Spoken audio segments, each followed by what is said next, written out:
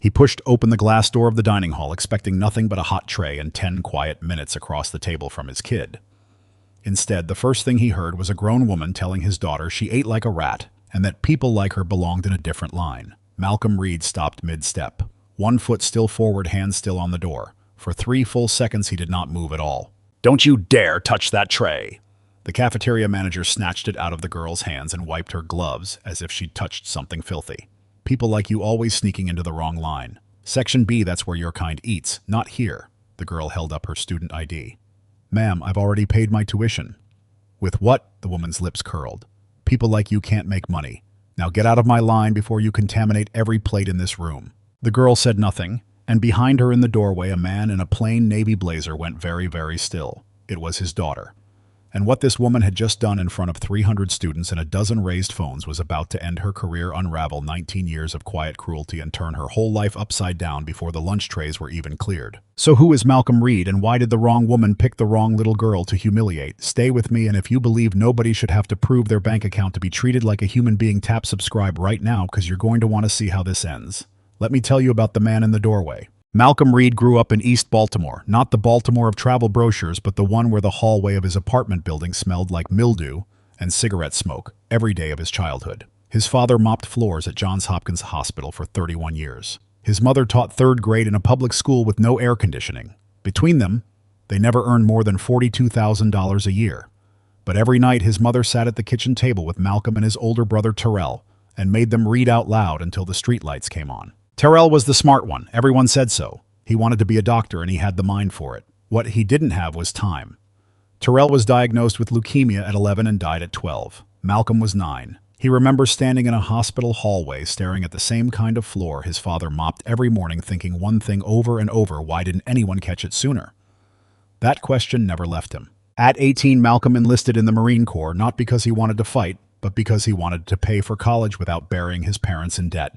4 years of service, 2 tours, a scar on his left shoulder from shrapnel he never talks about. Then MIT on the GI Bill, biochemistry top of his class. Then a garage lab in Stamford, Connecticut, a folding table, a used centrifuge, and one obsession: the kind of medicine that might have saved Terrell. That garage became Reed BioVentures. Today it trades on the NASDAQ with a $4.2 billion market cap, 300 employees, and 14 drugs in clinical trials, 6 of them already saving children's lives in 22 countries. Malcolm Reed built all of it with his hands, his mind, and a dead brother's name carved into his heart. 2 years ago, his wife Camille collapsed in their Brooklyn kitchen. A brain aneurysm. She was 39. By the time the ambulance arrived, she was gone. Camille had been an English professor, and after the funeral, Malcolm couldn't sleep in their bed or look at the chair where she used to grade her students' papers. So he sold the brownstone and moved to Connecticut with the one person he had left. Zora, his 18-year-old daughter, the girl who used to fall asleep on his chest during thunderstorms. The girl who read her first research paper out loud to him at the kitchen table when she was 16, so nervous her voice cracked on every 3rd word. The girl who held his hand at her mother's funeral and whispered, "I've got you, Daddy." That same girl had just been told she didn't belong in a lunch line. Zora had earned her place at Wexford University on pure merit, a 1580 SAT, a gene therapy paper published before she finished high school. But she carried a secret she'd told no one on campus. Her father was one of the university's largest prospective donors. His foundation had been in talks with the board of trustees for months about a $12.5 million endowment, a new biochemistry research center that would carry her late mother's name. Zora didn't want anyone to know. She wanted to prove she belonged on her own. No last name, no foundation, no safety net. So she kept quiet even when Carol Whitaker started targeting her in the cafeteria during the first week of classes. Even when it happened the second week, and the third, and every week after that. She never told her father because she didn't want him to think she couldn't handle it, and because she was sure that if she reported it, someone would just call it the rich kid being dramatic, so she swallowed it, week after week, alone. Now this particular Tuesday, Malcolm had flown in from New York at 6 a.m. By 8, he was in the mahogany-paneled boardroom on the 3rd floor of the administration building, shaking hands with the board of trustees. The morning went well. Numbers approved, renderings praised, the endowment all but finalized. Everyone smiled. Everyone shook hands again. At noon, the board broke for lunch. The trustees headed for the faculty dining room, white tablecloths, sparkling water, salmon. Malcolm declined. He told the chair he needed some air, but the truth was simpler than that. He hadn't seen his daughter in 3 weeks and he missed her. He wanted to surprise her. Sit across from her like a normal dad, eat whatever she was eating, ask about her classes.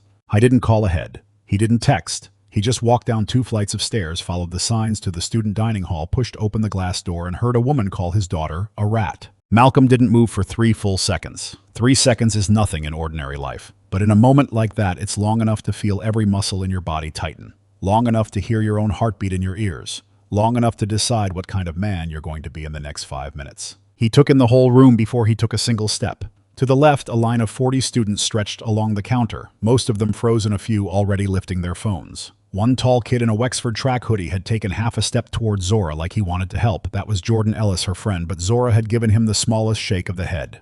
Don't. Behind the counter, 2 kitchen workers stood staring at the floor, the body language of people who'd seen this before and learned long ago that speaking up only made it worse.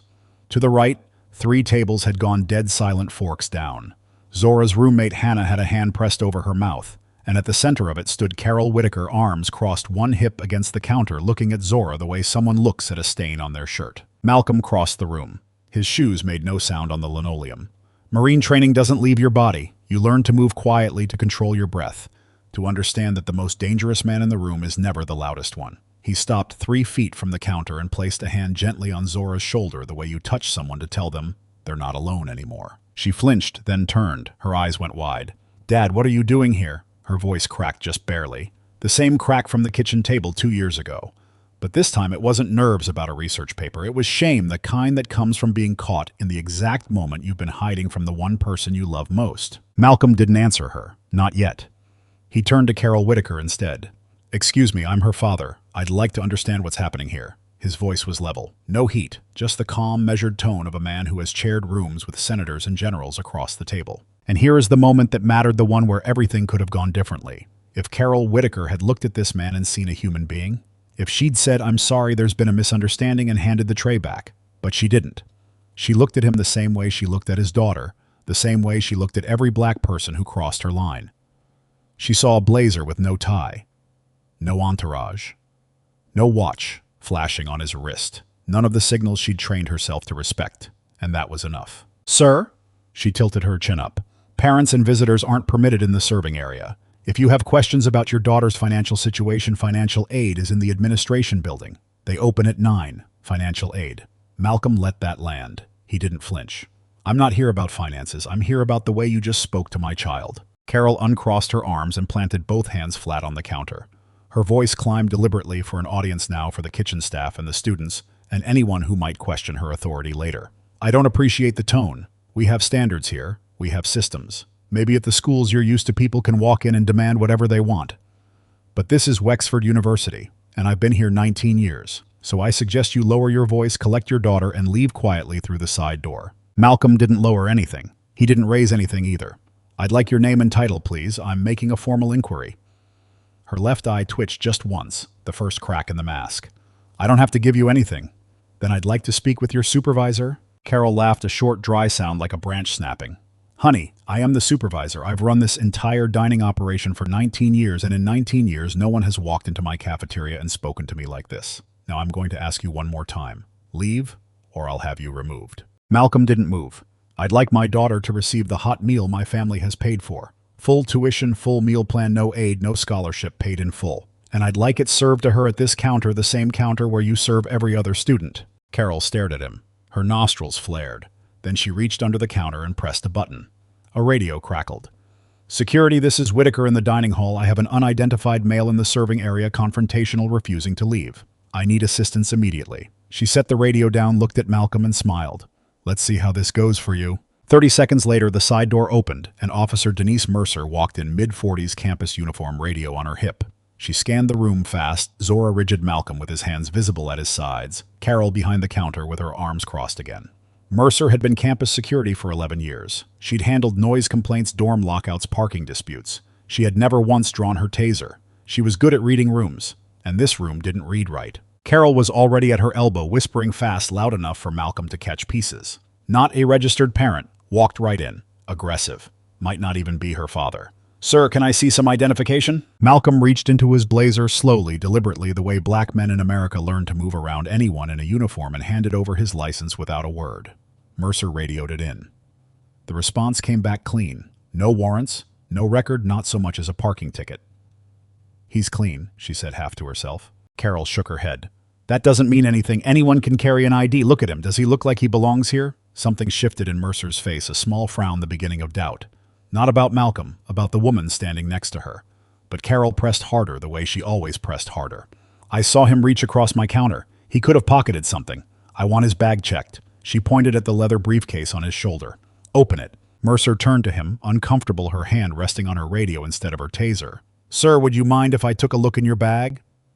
The room held its breath. Malcolm looked at Mercer, then at Carol, then at the dozens of phones recording from every angle. No, he said. I don't consent to a search. There's no probable cause and no warrant. This is my personal property. Calm, clear.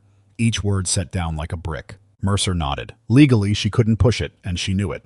But Carol Whitaker did not care about the law. Carol cared about winning, and in 19 years she had never once lost a confrontation with someone who looked like Malcolm Reed.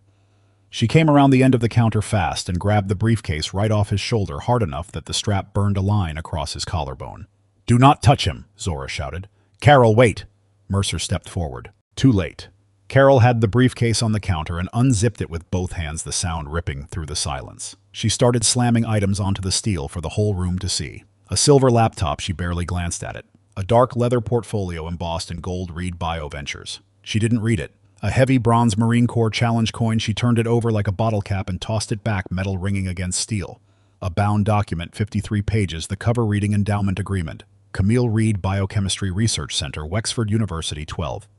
$500,000. She flipped 3 pages, read not a single word, and tossed it back like junk mail. Nothing here, she announced loud and theatrical, but that doesn't mean I trust him. Then she wiped her hands on her apron, the same gesture as before, as if contact with anything belonging to a black man required decontamination. Malcolm looked at the challenge coin lying next to a ketchup dispenser and a stack of napkins. The coin he'd carried in his pocket the day Terrell died, the day Zora was born, the day he buried Camille. He picked it up and slid it into his blazer.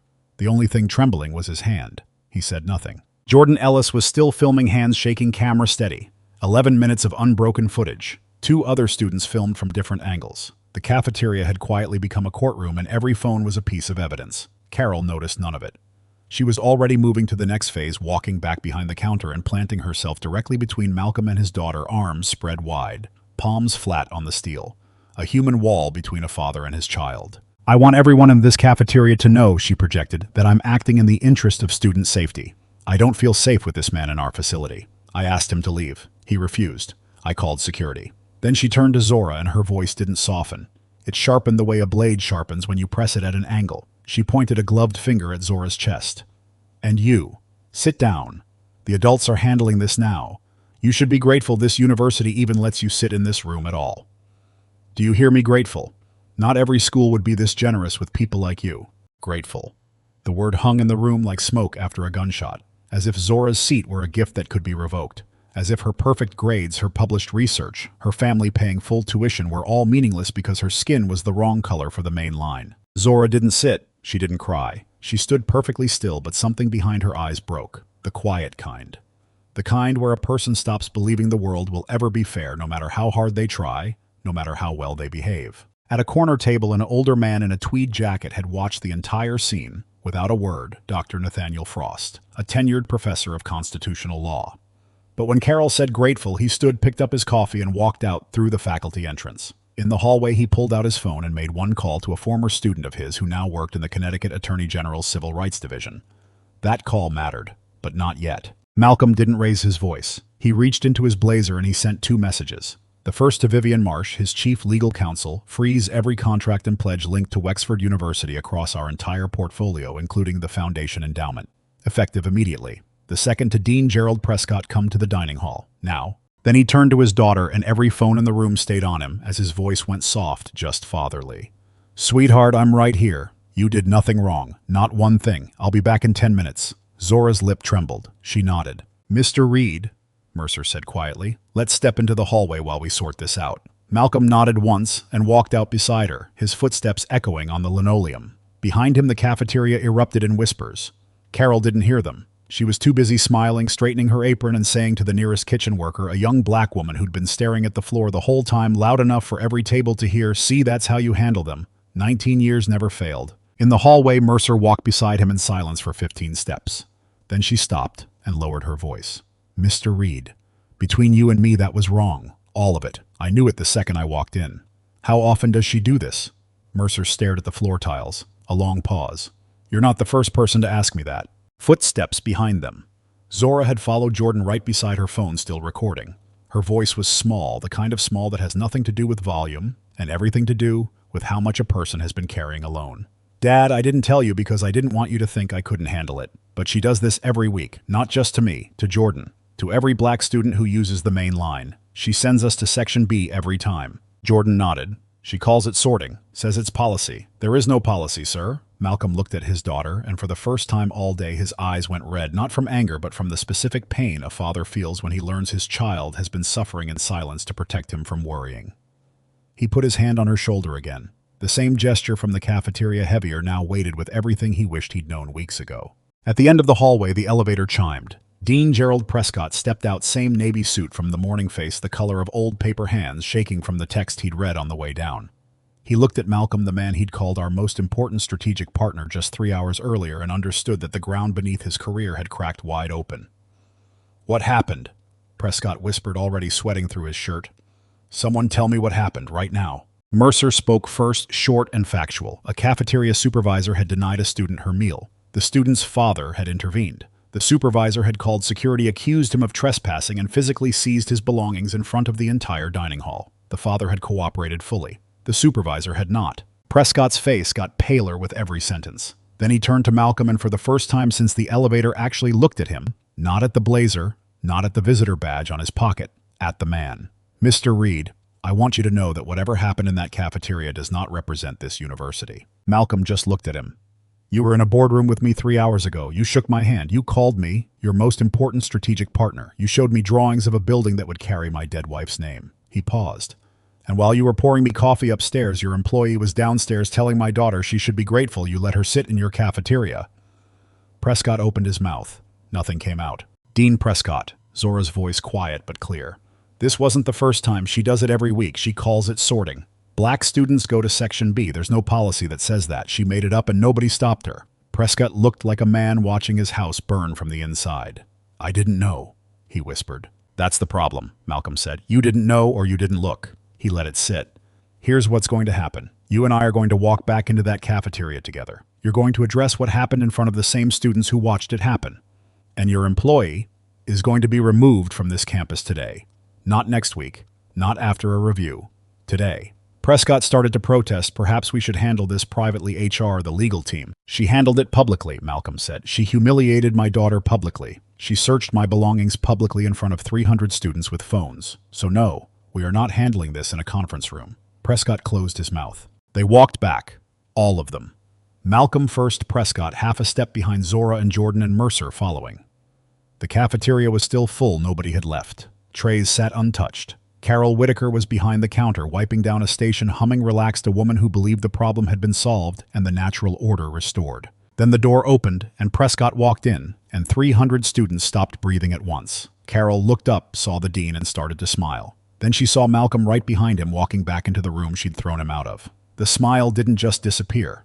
It collapsed layer by layer like a building coming down in slow motion. Prescott's voice shook, but it carried to every corner of the room. Mrs. Whitaker, this is Mr. Malcolm Reed. He is a member of our board of advisory trustees. He is the father of Zora Reed, a student at this university who pays full tuition. He is the founder and CEO of Reed BioVentures, a $4.2 billion company. And his foundation is funding a $12.5 million endowment for this university, a research center that would have renovated the very building you work in. He let each word settle like a stone dropping into still water. You will apologize to Mr. Reed and to his daughter immediately. And then you will accompany me to my office, where you will be suspended pending a formal investigation, effective right now. Every phone in the room was up, red lights blinking like dozens of tiny witnesses. Carol grabbed the edge of the counter, knuckles white. Her mouth opened, closed, opened again. No sound came out. Malcolm stepped forward. He didn't raise his voice. He didn't need to.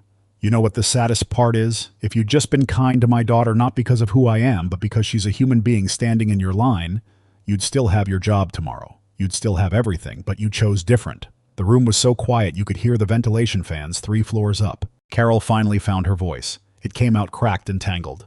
Mr. Reed, I had no idea who you were. If I'd known, I never would have. This is a misunderstanding. I was following procedure. That's the entire problem, Malcolm said, cutting her off with precision instead of volume. You shouldn't have to know who I am to treat my daughter like a human being. You shouldn't have to Google someone before you decide whether they deserve a hot meal. A teacher 3 tables away covered her mouth. In the back, 2 students started clapping, then stopped, unsure if it was allowed. I care about these students.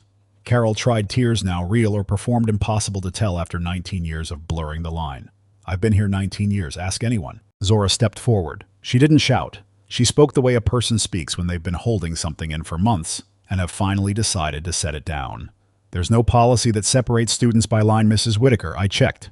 In my second week, I went to the Student Affairs office and asked for the dining handbook. There's no Section A. There's no Section B. You made it up and you used it to humiliate every black student who walked through that door. The cafeteria erupted, not applause, just sound. Gasps, whispers. A few students said yes out loud. Carol looked around the room for an ally.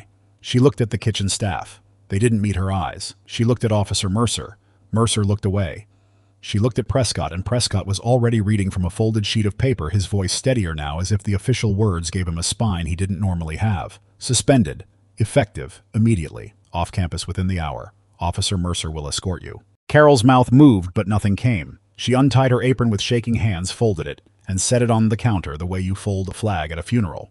Then she walked toward the side exit, past the 5 kitchen workers who had served under her for years and watched her sort students, and said nothing, because she controlled their shifts and their evaluations. Not one of them looked at her as she passed. As the door opened, a student near the front said it loud enough for the whole room to hear, 19 years, too long. The door closed behind her. And then something in the room shifted. The tension didn't vanish. It changed shape from anger into something softer, something that needed repair. Malcolm walked behind the serving counter. Nobody stopped him. He picked up a clean tray and moved down the line, serving it himself: grilled chicken, rice, steamed vegetables, a carton of chocolate milk. He carried it to Zora and set it in front of her. Eat your lunch, sweetheart. You earned your seat here every single day. She looked at the tray, then at her father. Then she sat down and she ate. Malcolm turned to face the room. 300 students. Total silence. If anyone here has ever been made to feel the way my daughter was made to feel today, hear me. It was never your fault. It was never about you, and it will not happen here again. I'm going to make sure of that. One person clapped, then 5, then 20. Then the whole cafeteria was on its feet, and the applause was rough and uneven and full of something that had been held back a very long time. Through the noise, Zora looked up at her father, and for the first time that day, she smiled. That afternoon, Vivian Marsh landed on campus like a storm in a tailored suit. Malcolm had called her from the hallway at 12:45. By 2, she was in the dean's office with a forensic data team and a subpoena, and the kind of calm that makes the lawyers across the table start sweating before she opens her mouth. She didn't ask permission. She presented the subpoena, and her team went to work. The cafeteria surveillance footage, 4 audio-enabled cameras, 120 days of archives, Carol Whitaker's full personnel file, every formal complaint filed by a student or parent of color in the past 8 years, and the meal plan database, every transaction and override going back 3 years. What they found made even Malcolm go quiet. In 8 years, 14 Black and Latino students and parents had filed formal complaints about Carol Whitaker. 11 had been quietly buried by the previous administration, filed, stamped, forgotten. 3 families never got a response at all. 5 students had transferred out of Wexford entirely, citing hostile dining conditions in their exit interviews. Nobody had followed up. Nobody had asked why. But the meal plan data was worse. Carol had been manually overriding the system. 23 Black and Latino students on full tuition and full meal plans had been reclassified in the system as scholarship or financial aid recipients, a change that let her flag them, shuffle them, treat them as charity cases. Not a single white student had been reclassified. Not one. The pattern was so clean it looked like official policy, but there was no policy. There never had been. Carol Whitaker had built an entire system of segregation inside a college cafeteria, one keystroke at a time. Zora's card had been flagged on her 3rd day. That evening, Jordan Ellis uploaded his 11-minute video. He added no caption. He didn't need one. Within 12 hours, it had 6 million views. Within 48, 22 million. The footage traveled faster than anyone could contain it. And it reached Renata Marshall on a Wednesday night, scrolling her phone in her living room in Hartford. She saw a woman in a cafeteria uniform point a gloved finger at a black girl, and her stomach dropped because she had seen that finger before. 2 years earlier, her son Malik had been a sophomore at Wexford. Carol Whitaker had accused him of stealing a meal card that was his own, called security, had him escorted out, and filed a report that went into his permanent record. Malik stopped eating in the cafeteria after that. He lost 15 pounds in 2 months and transferred at the end of the semester. He never told anyone the full story until his mother saw that video and asked. Renata called Vivian Marsh the next morning. Within a week, 6 more families came forward. Within 2, 12. The Camille Reed Foundation funded every family's legal representation. Malcolm made exactly one statement to the press. "This is not about my daughter. This is about every student who was ever made to feel small in a room where they belonged." The story caught fire. An investigative reporter named Elliot Vance published a 3-part series in the Hartford paper called The Sorting Line, documenting 19 years of complaints, cover-ups, and institutional silence. National outlets picked it up within hours. Wexford's applications for the following year dropped 22% in 2 weeks. Donors pulled pledges. The student government passed a unanimous vote of no confidence. Dean Gerald Prescott resigned within the month. No press conference, just a 1-paragraph email to the faculty at 11 on a Sunday night gone by Monday morning. The board appointed an interim leader, Dr. Lorraine Wells, a black educator with 30 years in higher education equity. Her first act was to commission a full external audit of every department. Her second was to walk through the dining hall at lunch, shake hands with students, and eat a tray of grilled chicken at a table by the window. And Dr. Frost's phone call came due. The Connecticut Attorney General, tipped weeks earlier by the very office Frost had called from that hallway, opened a formal civil rights investigation. Carol Whitaker was charged with assault for seizing Malcolm's briefcase and with unlawful restraint for blocking Zora's access to the line, and the charges carried a hate crime enhancement based on the documented 8-year pattern in the archives and the database. The civil suit filed on behalf of 12 families settled for $15.8 million from the university's insurer, with a separate judgment of $920,000 entered against Carol personally. At trial, she took the stand and said she didn't see color. She said she only saw behavior. She said she'd been misunderstood. Then the prosecution played the recordings, 8 years of her own voice caught on camera saying the same things to different faces, the same finger pointed at the same kind of student. The jury watched Jordan's 11 minutes in full. Nobody in the courtroom moved. The verdict came back in under 3 hours. Guilty on all counts. The sentence, given her age, was suspended to 24 months of supervised probation, a mandatory civil rights education program, full restitution, and a permanent ban from any position involving students or minors. Judge Marion Hale spoke to her directly before closing the case. "What you did was not the enforcement of any policy. It was cruelty, systematic, deliberate, and protected by the silence of an institution that chose comfort over justice. That silence ends today." In the gallery, Renata Marshall sat with Malik beside her. She didn't clap when the verdict was read. She just held her son's hand and said quietly, 19 years too late. 6 months later, the cafeteria looked like a different place. New posters lined the walls, student artwork, photographs from every culture on campus. A banner near the entrance read, "Every seat belongs to everyone." The kitchen had a whole new team under a new director hired from outside, Elena Vargas, who learned every student worker's name in her first week and started a tradition called Family Friday, where parents were invited to eat lunch alongside their kids once a month. Wexford opened an office of equity and inclusion. Bias training became mandatory. Dr. Lorraine Wells, confirmed as permanent vice president of student affairs, rewrote the staff conduct handbook cover to cover. Zora co-founded a student program called Open Table Pairing. Incoming freshmen, especially students of color, and first-generation students with upperclassmen mentors who helped them navigate everything from dining hall logistics to how to file a complaint when something went wrong. It had 62 mentors by the end of its first semester. The Camille Reed Foundation finalized its endowment on new terms, $18 million and 50 full tuition scholarships for students of color from the Hartford and Bridgeport Public Schools, the Camille Reed Belonging Scholarship. Malik Marshall reapplied to Wexford and was accepted. On his first day back, Zora met him at the dining hall door with a mentor badge and a tray already waiting at a table by the window. Jordan Ellis became president of the Black Student Union.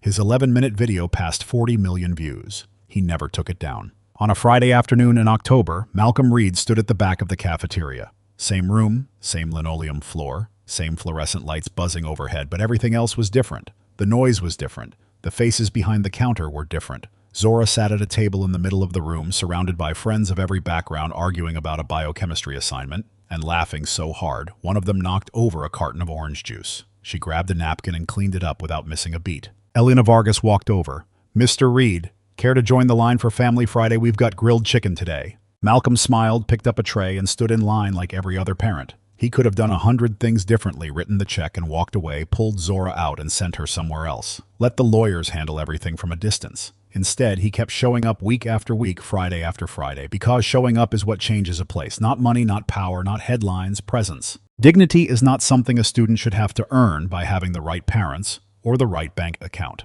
The Carols of this world don't survive because they're powerful. They survive because everyone around them stays quiet. The teachers who look away, the officers who follow orders without asking questions, the administrators who bury complaints because fixing them is inconvenient. The moment one person refuses to stay quiet, the whole system falls apart. You don't need a $4 billion company to stop a Carol Whitaker. You need a phone, a witness, and the willingness to say that's not okay loud and clear in the room where it's happening. So here's my question for you. If you'd walked into that cafeteria as a stranger and heard what Malcolm heard, would you have spoken up, stepped forward, pulled out your phone, or would you have told yourself it wasn't your business? Drop your honest answer in the comments. I read everyone. And if this story hit you somewhere real, hit that like button and subscribe because the next Carol is already out there. The only question is who's going to be standing in the doorway.